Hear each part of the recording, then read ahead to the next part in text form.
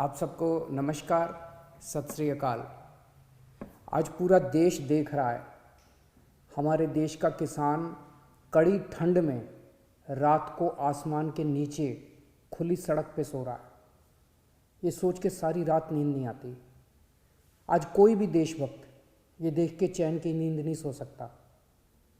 ये लड़ाई सिर्फ हमारे किसान भाइयों की नहीं है, ये हम सब की लड़ाई है। जरा सोचिए, जो 2 वक्त की रोटी हम खाते हैं वो हमारे किसान भाइयों की मेहनत की उगाई हुई होती है। हम सबको इस लड़ाई में अपने किसान भाइयों का साथ देना है। कल पंजाब के मुख्यमंत्री ने मुझ पे आरोप लगाए कि दिल्ली में मैंने ये काले कानून पास कर दिए। इतने नाजुक मौके पे भी इस तरह की गिरी हुई राजनीति कैप्टन साहब कैसे कर सकते हैं? ये तो तीनों केंद्र के कानून हैं। जिस दिन राष्ट्रपति के इन तीनों कानूनों पे दस्तखत हुए थे, उसी दिन ये तीनों कानून पूरे देश में लागू हो गए। अब ये किसी राज्य सरकार के ऊपर नहीं है कि वो इन्हें लागू करेगी या नहीं करेगी। अगर राज्य सरकारों पे होता तो देश भर से किसान केंद्र सरकार से बात करने के लिए दिल्ली क्यों आते? वो अपने अपने राज्य के मुख्यमंत्रियों से मांग करते। ये कानून केंद्र सरकार लाई है और कोई भी राज्य सरकार इन कानूनों को ना तो रोक सकती है और ना पास कर सकती है। अब सवाल ये है कि जब कैप्टन साहब को ये बात पता है तो फिर उन्होंने मुझ पर ये झूठे आरोप क्यों लगाए? इसका एक बहुत बड़ा कारण है। जब से हमने दिल्ली के 9 स्टेडियम को जेल बनाने से रोका है, तब से केंद्र की भाजपा सरकार मुझसे बहुत ज़्यादा नाराज़ है। केंद्र सरकार का पूरा प्लान था कि जब किसान दिल्ली आएंगे तो उन्हें इन 9 स्टेडियम में डाल देंगे। हमने स्टेडियम को जेल बनाने की इजाज़त नहीं दी, तो वो लोग अब मुझसे बहुत नाराज़ हैं। मुझे पता है कि स्टेडियम को जेल बनाने के लिए मुझ पर कितना दबाव आया था, किस किस का फ़ोन नहीं आया। लेकिन ज़िंदगी में कुछ ऐसे मौके आते हैं जब आप अपने ज़मीर की सुनते हो, नतीजे की परवाह नहीं करते।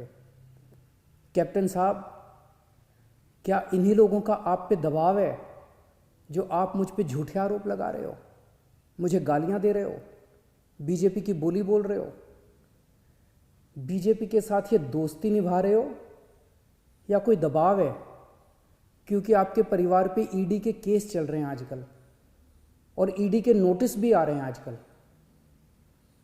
कैप्टन साहब के पास ये बिल रोकने के कई मौके आए। पंजाब के लोग पूछ रहे हैं कि तब कैप्टन साहब ने इन बिलों को क्यों नहीं रोका? आज से 1.5 साल पहले 2019 में केंद्र सरकार ने ये तीनों काले कानून बनाने के लिए एक कमेटी बनाई थी। उस कमेटी में पता है कौन था? उस कमेटी में कैप्टन साहब थे। कैप्टन साहब, पंजाब के लोग आपसे पूछ रहे हैं कि आपने उस कमेटी में इन काले कानूनों को क्यों नहीं रोका? आपने कमेटी में एक बार भी इन काले कानूनों का विरोध क्यों नहीं किया? आपने बाहर आके लोगों को क्यों नहीं बताया कि केंद्र सरकार इतने खतरनाक कानून बनाने जा रही है? कैप्टन साहब, आपके पास 1 नहीं, 2 नहीं, 3 नहीं, इतने मौके आए जब आप इन बिलों को रोक सकते थे। आज पंजाब का किसान आपसे पूछ रहा है कि आपने ये बिल क्यों नहीं रोके। आज दिल्ली की सरहद पे पंजाब का किसान है और देश की सरहद पे उसी किसान का बेटा पंजाब का जवान है। अभी कुछ दिन पहले पंजाब के एक किसान सरदार कुलवंत सिंह जी दिल्ली की सरहद पे बैठे हुए थे और खबर आई कि उनका 22 साल का जवान बेटा सुखबीर सिंह बॉर्डर पे देश के लिए शहीद हो गया। इस सब के बीच जब कुछ लोग आए दिन किसानों को आतंकवादी बुलाते हैं, देशद्रोही कहते हैं, तो मैं सोचता हूं कि बॉर्डर पर उन जवानों पर क्या बीतती होगी जिनके किसान माँ बाप को आतंकवादी कहा जा रहा है। आज हम सबको तय करना होगा कि हम देश के किसानों के साथ हैं या उन्हें आतंकवादी कहने वालों के साथ हैं। मेरी सभी देशवासियों से अपील है कि हर देशभक्त किसानों का साथ दे। मेरी सभी आम आदमी पार्टी के लोगों से अपील है, कोई राजनीति नहीं करनी, सभी पार्टियों के लोगों के साथ मिलके भारतीय बन के किसानों की सेवा करनी है। राजनीति करने को पूरी जिंदगी पड़ी है, अभी बस सेवादार बन के सेवा करो। हमें इस इनकलाब का ना राजनीतिकरण करना है और ना इस इनकलाब का राजनीतिकरण होने देना है। मेरी केंद्र सरकार से अपील है कि किसानों को सभी मांगे किसानों की तुरंत मानी जाएं और एमएसपी की गारंटी को कानून में डाला जाए। जय हिंद। नमस्कार, मैं हूं मानक गुप्ता।